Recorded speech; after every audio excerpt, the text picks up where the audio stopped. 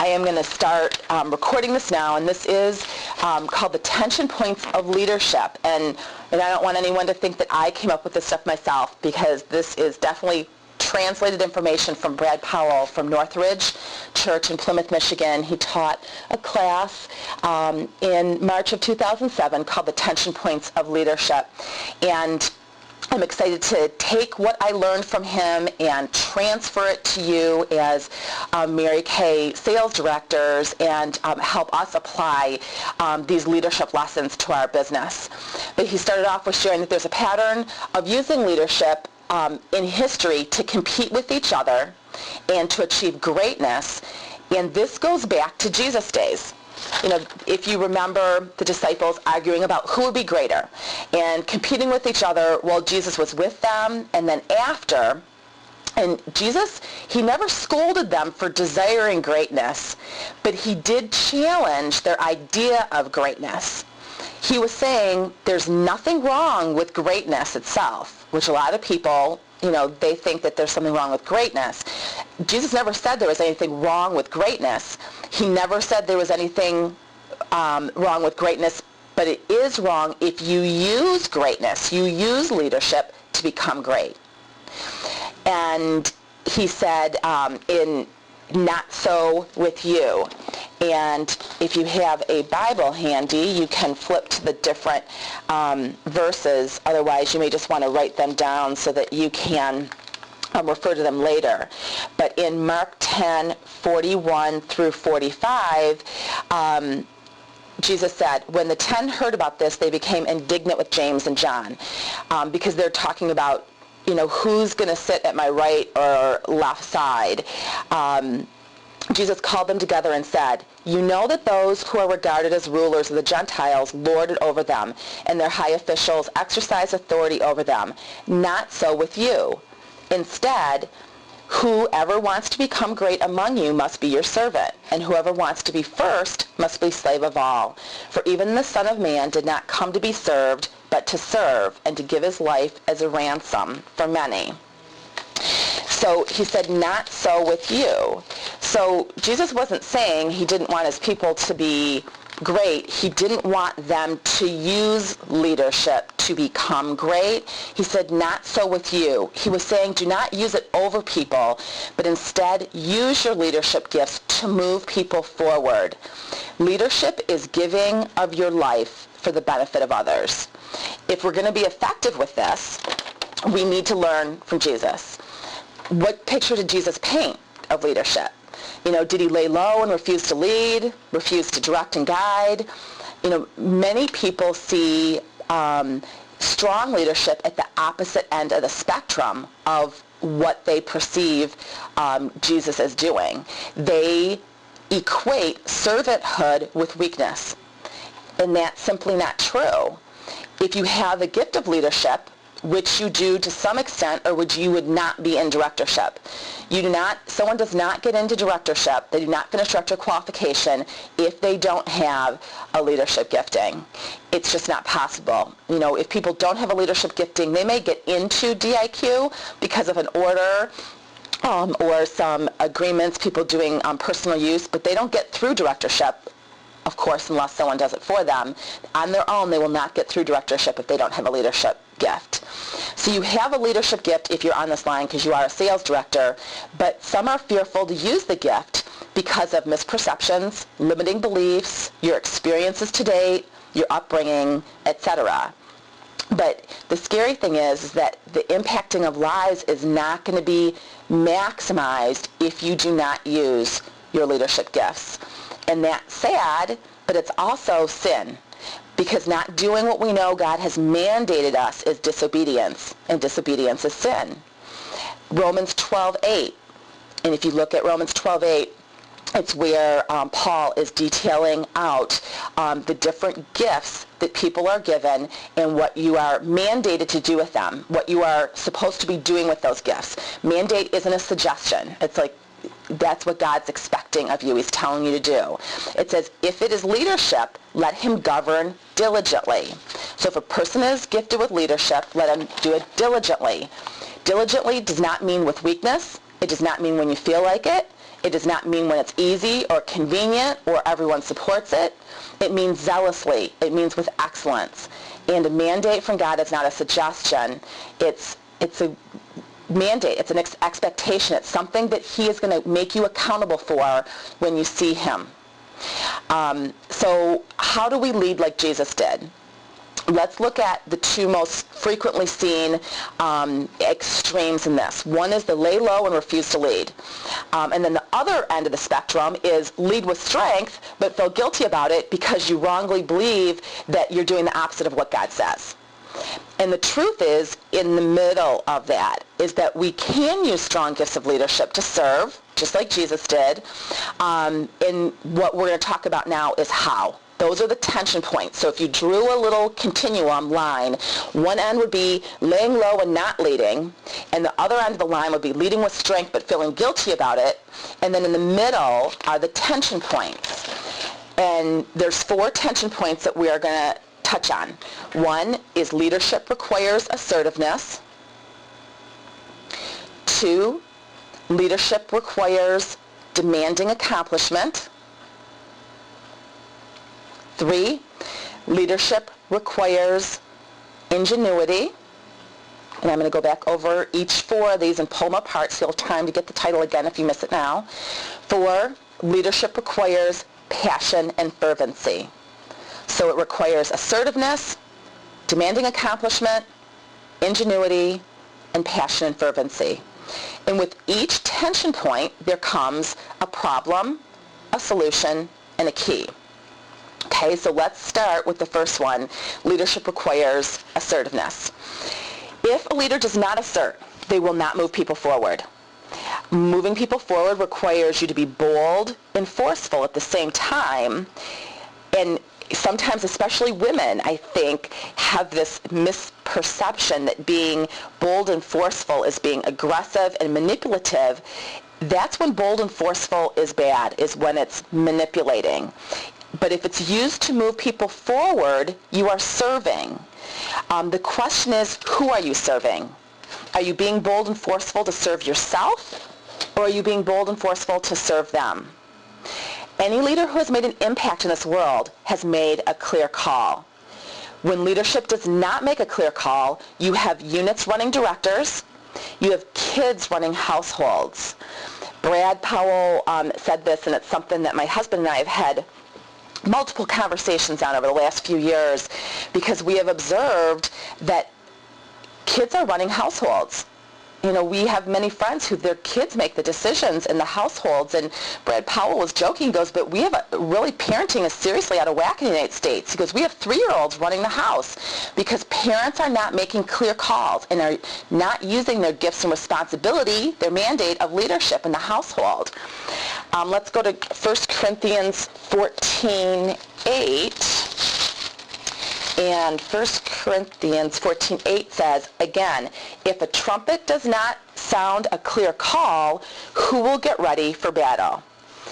So the problem with leading with assertiveness is that the unhealthy side of assertiveness is power and control.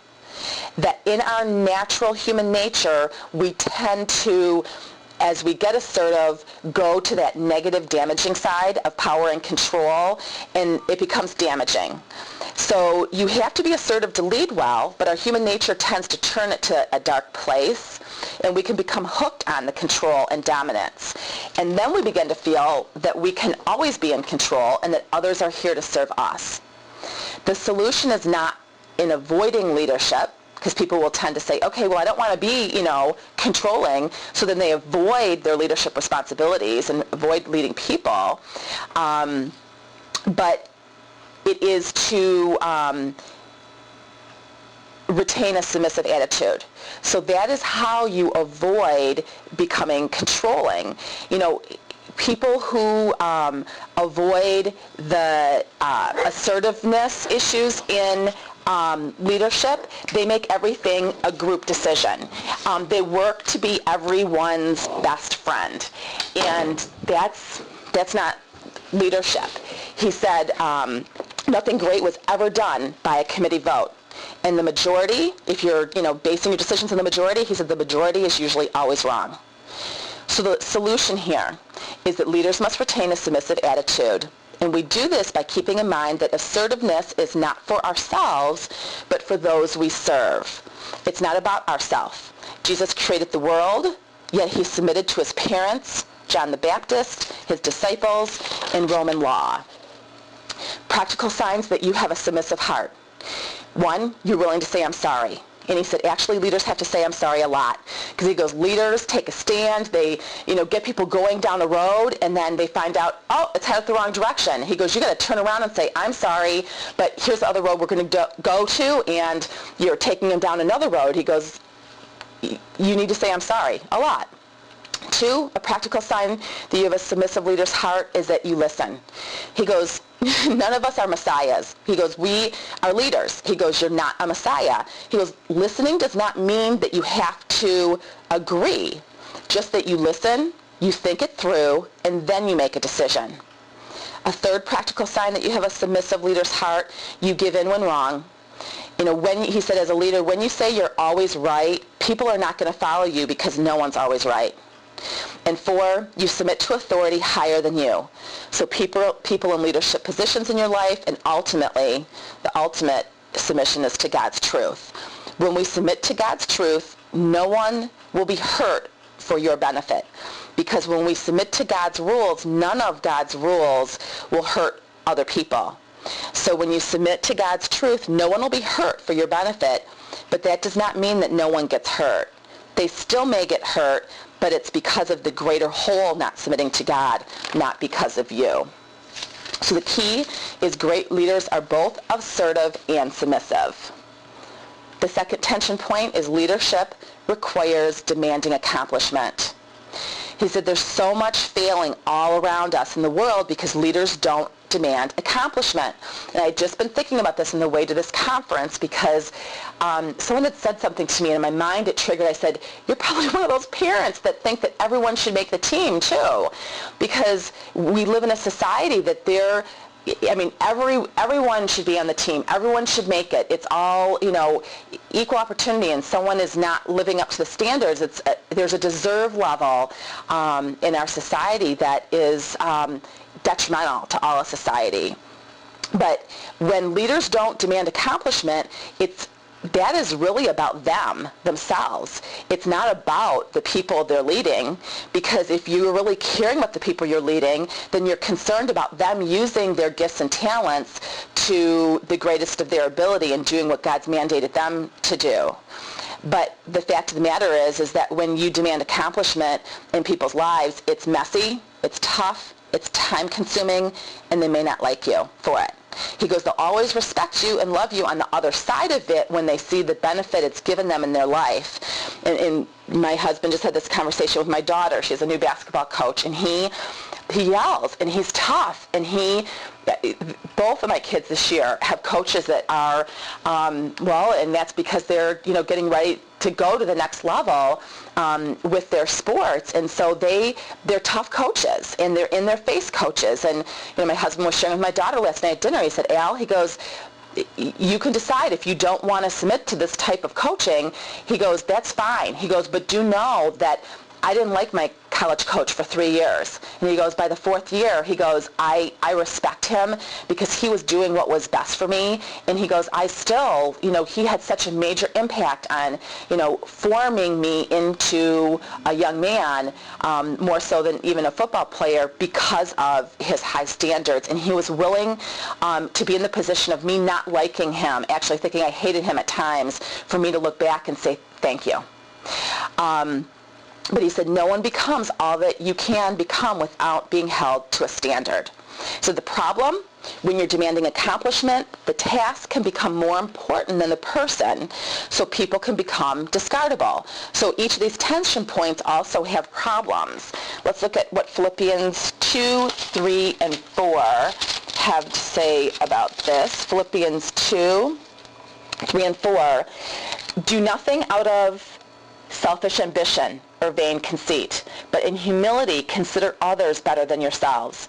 Each of you should not should look not only to your own interest, but also to the interest of others. And then let's look at 1 Corinthians 13, 1 through 3.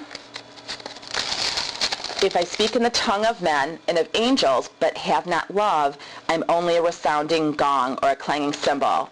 If I have the gift of prophecy and can fathom all mysteries and all knowledge, and if I have a faith that can move mountains, but have not love, I am nothing. If I give all I possess to the poor and surrender my body to the flames, but have not love, I gain nothing. Without valuing people, you have just arrived at nothing. So something to ask yourself is, would the people you lead say that you love them? The solution, leaders must retain the right values as they lead and value people before the task. The key to that, accomplishment without devaluing people. The third tension point, leadership requires ingenuity. It is necessary as a leader to have answers. And if you don't have answers, find answers. To be clever, to find resources to get a job done. Strong leadership always requires getting resources. If you want to study a leader who was very resourceful, Nehemiah is a great person to study. There's a whole chapter in the Bible on him. The problem is that ingenuity naturally leads to independence. Because when you are, you think that you can figure it out yourself, then you start to think that I'm self-sufficient, and you become self-reliant. And there's no such thing as leading without anyone else. We cannot do it without others. And that's a tension point earlier. We don't want to do things by committee and allow them to be directing you, but we can't do it without other people. If you are thinking that you're leading without anyone else, you're fantasizing. Herod is a great example in Acts. He started to think that he was God, and actually I think he just perished, just died, worms ate him, something bad happened to him in Acts. But people tend to think when they are getting results on their own, they become very self-reliant. We buy into the fact that we're self-sufficient, and we can start to operate as if we were God. The solution, leaders must remain aware of their dependence on others. We need others, but we need to allow as leaders strong people to speak into us. He said weak people surround themselves with weak people. That's not leadership. Strong people surround themselves with strong people. We need other people to become the best that we can be. If we all do what we're best at, we really can change the world. And everyone's not best at the same thing. One of the biggest problems in leadership today is we only see things from this one moment in time. So it's not from God's perspective. There's a lot of people who see that there's no need for God, so there's no relying on God. And God knows the beginning from end, and that's a totally different perspective versus making decisions based on just what we see right here and now. If you're unwilling to acknowledge that there is one true God, you become to act like God. And then you can't succeed in the tension points. We need others, and we need God. So the key here is that great leaders innovate with the help of others, not alone. 4, leadership requires passion and fervency. So there's nothing less inspiring than a leader without passion and fervency. The best of the best want to join up with those who have passion and fervency. So when you see people, doing unbelievable things in Mary Kay, a lot of times it's not their time in, it's not the skill, it's not the systems, it's not how they do their meetings, it's not any of those things other than their passion and fervency. People are attracted to that. Let's look at Ephesians 5, 15 and 16. Ephesians 5:15 and 16. Instead, speaking the truth in love, we will in all things grow up into him who is the head, that is Christ. From him, the whole body, joined and held together by every supporting ligament, grows and builds itself up in love as each part does its work. Best leaders are obsessed with leading effectively in your sphere. And that's something I think we all can relate to. I think that people who the people who are top directors and nationals and Cadillac directors, I think that we could say that they're obsessed with leading effectively in their sphere.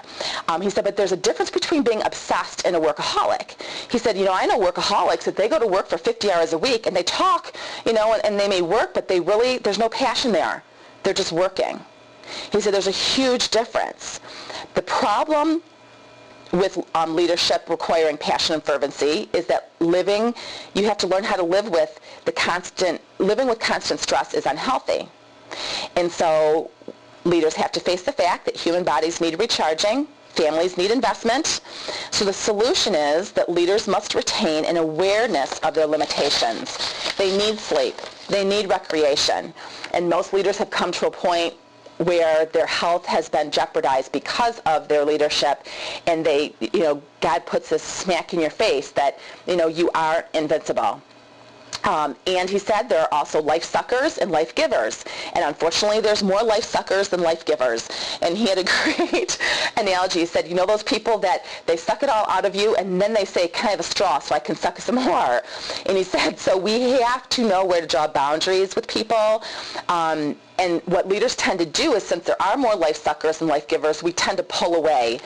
And the fact is that people fill us up.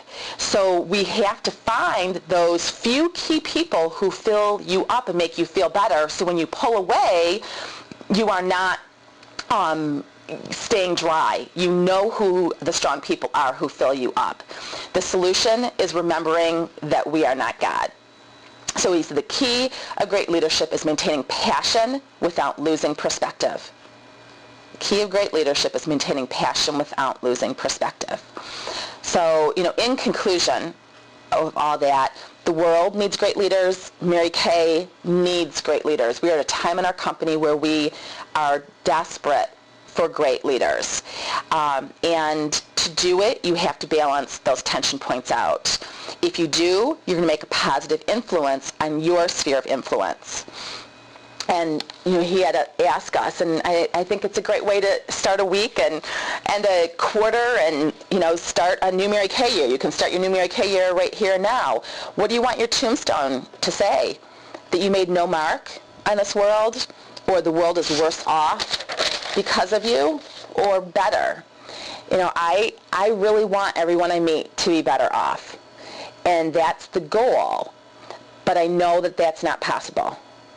I know that everyone has different perspectives. I know that everyone has, I could say one thing and they're going to hear another. So it's not possible for everyone to be better off. But if that's the goal, God, again, is judging our intentions.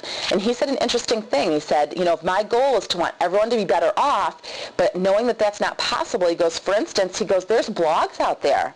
He goes, there's blogs out there that say that I'm the Antichrist. And he joked, he said, maybe my wife wrote that about me. I don't know. He goes, but I thought it was interesting that he was saying that, knowing that the time that we're at with Mary Kay, we've never really experienced before blogs and the negative criticism to our culture and the way we do business to such an extent. The internet has helped contribute to that.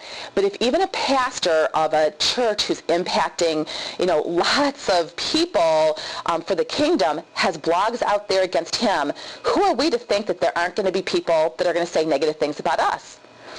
But again, the goal is not for everyone to like us. The goal is for us to make sure that our intentions are right and pure. We can control that. People who are getting wigged out about trying to control, the other side, that's useless. That's exactly what Satan wants you to do. That is taking your focus off the goal. That is not running the race that's set before you.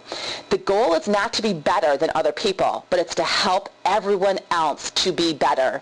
And if they are better when they, leave you, or better for being with you, then that is a win.